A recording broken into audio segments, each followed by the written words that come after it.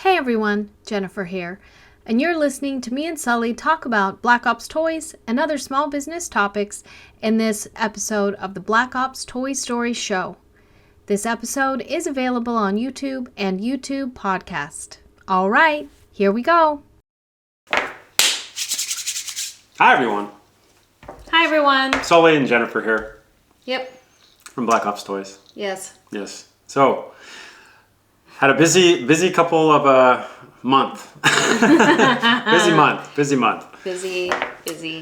So many of you probably already know, who watch our social media stuff, that we had a flood at the warehouse. Yeah. And that was during it was the great storm of 2024 in January. Here. I mean, it was everywhere. There was a lot of stuff everywhere in the United States, but here we don't normally get snow and below freezing temperatures for very long. Right. And we had 8 days Yes. of it. Yep. Frozen. So the building. So we have a warehouse and then offices on top, and our building is connected to another part of the building. So there's basically two office locations in this building. That's important. It is. And we share one wall. One wall. And an important thing with that wall is that the person who rented that building before had a pass-through between the two units in a part of that wall where the entire building was connected. And then they sheetrocked that up and made it two separate units. Right. Yeah. We have a garage. They have a garage. Upstairs, downstairs. Yes. And so we were through the freeze for the most part. Mm-hmm. It was like the storm was ending. Things were They were going melting. Back. Yeah. Yeah. Sully had been driving the employees to and from their apartments because the buses weren't reliable and the roads were really, really bad. And so I had my phone in airplane mode, which I do every night, and I forgot to turn it back on, and I got an Instagram video call from Jensen trying to get a hold of me, and she said, "Mom, the warehouse is flooded." And I was just like, what? So then I realized my phone was in airplane mode, and I contacted you, who had been trying to get a hold of me for quite some time. Right.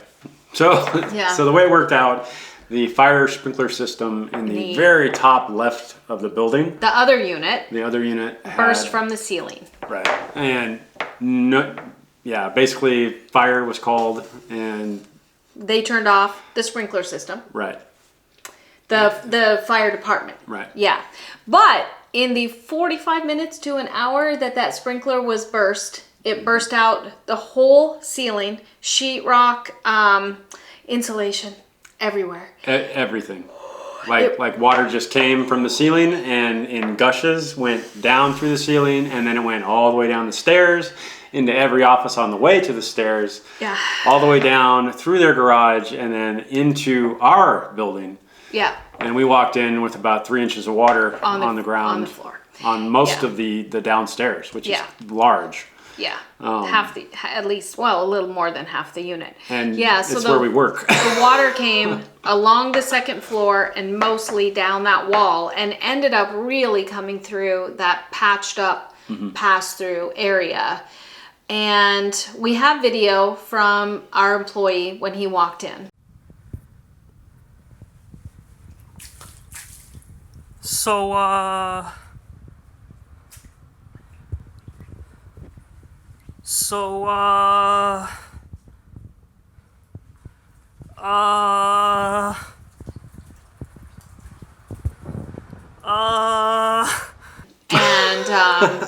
So as we're talking, Priceless. Yeah, we have video of the ceiling burst on the other side, and then we have a lot of footage, especially that first day, of just we spent What a cluster. the whole day mopping water, squeegeeing, Vacuuming water. suction. We had a little wet vac. We got that. We luckily had a friend who is a contractor and had a dehumidifier. Is that what they're called? Yeah. And he loaned that to us. It didn't do very, very much. I don't think it really helped in the moment. It was just way too wet in there. But that was it happened on Wednesday, January 17th. And we spent that day and the next 2 days pretty much just moving stuff and going through everything that was damaged. That's it. We haven't even got through half the stuff yet. Yeah. But luckily for us, 90% of our product was on shelving units and above the water line, which was good. Goodness. There was a lot of stuff that was like open box stuff that I was going through that was lined up on the floor, and that got soaked. Yeah, So that's a loss. we lost basically there was a lot of stuff that was shifted around, and the downstairs is just torn apart. So now we're 4 weeks later, and we have just had our side of the building cleared, dried out. Yeah. But when they came in, they cut 2 feet of sheetrock in the entire downstairs. So everything that we have that was lined up in these rooms on shelving and on racks has all had to be condensed to middles of the rooms, covered in plastic, and just a lot of stuff is out of sorts right now because we can't even set up our office yet because we don't know. We don't have a contractor timeline now. We have to have plumbing come in, we have to have electrical come in, we have to have sheetrock, and we have to deal with a third party or second party insurance company. Yeah. And we're kind of just left in the we're in the holding pattern right now. We're in the holding pattern. I mean that we left to go, so we had this happen on a Wednesday, and then we met with our insurance person on Sunday, Sunday, at 10 o'clock in the morning, and at 2 o'clock in the afternoon, we left to go to the airport to go to SHOT Show in Las Vegas, which is where we spent the next week, like trying to talk to the restoration guy. Oh my goodness. If anyone is interested in knowing what happens when your warehouse floods, I'm not gonna be able to talk once we're in there, but I'll walk you around.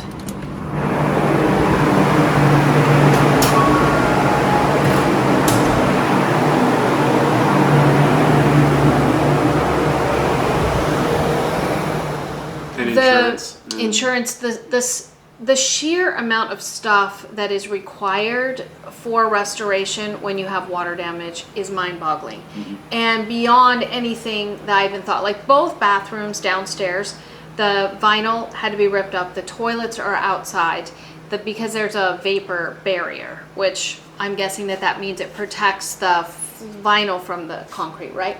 But all the concrete underneath got wet to the point where we just heard yesterday that the sub underneath the building is still has standing water, and nobody's figured out how to get that out of there. But they cut the sheetrock in the wall that we share with the other unit, which thank goodness they didn't have a whole lot of stuff in there and aren't really working in there, which that unit was a total loss. Total gut. But the wall's open and there's just plastic there with the zipper, and you can see into the other side. Those fans were so loud.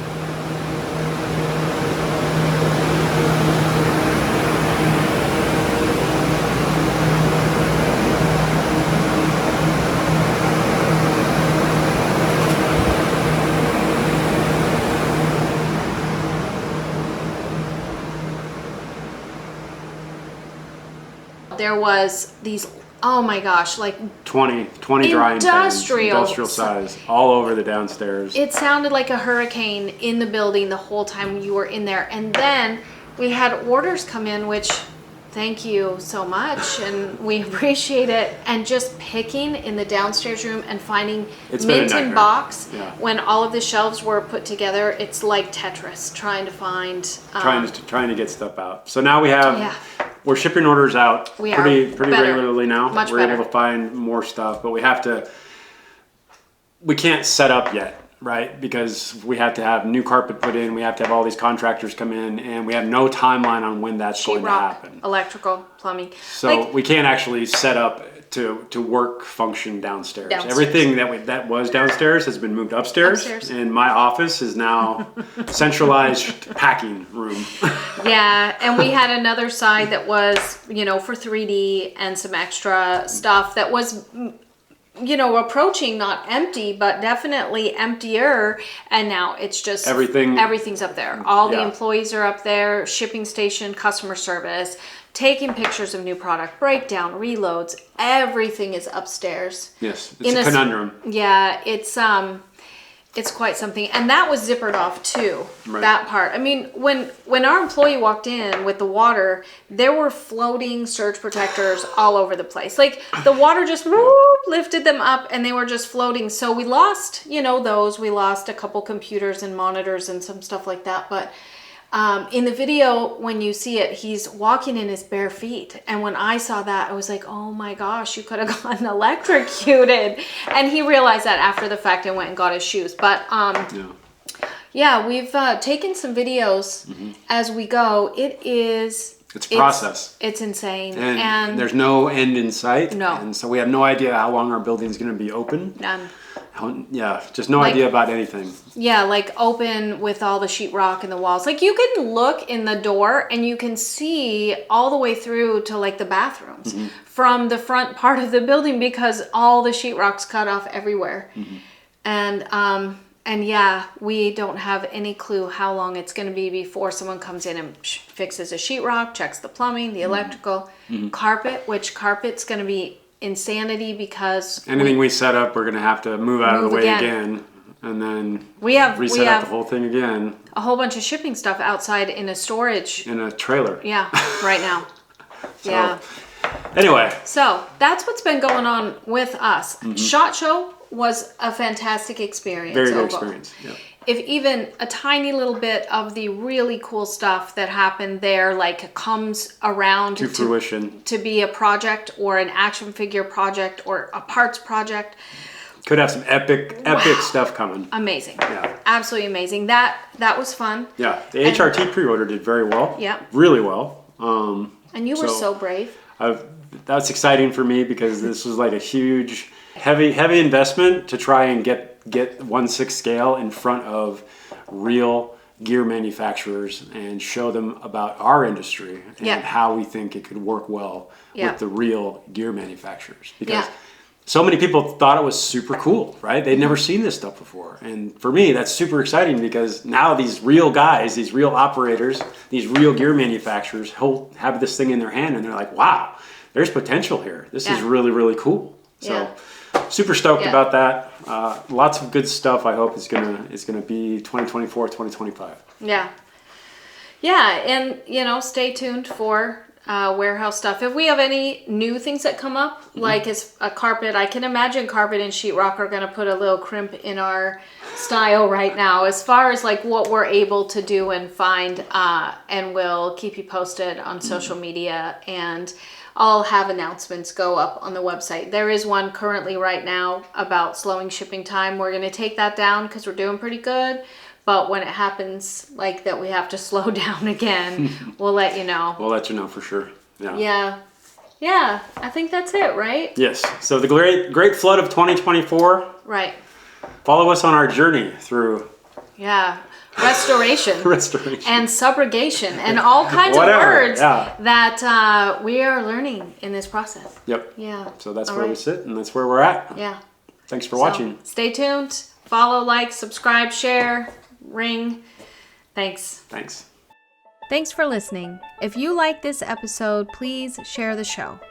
Share it on your social media and share it with your friends. We don't really care how you share it, just share the show. Until next time.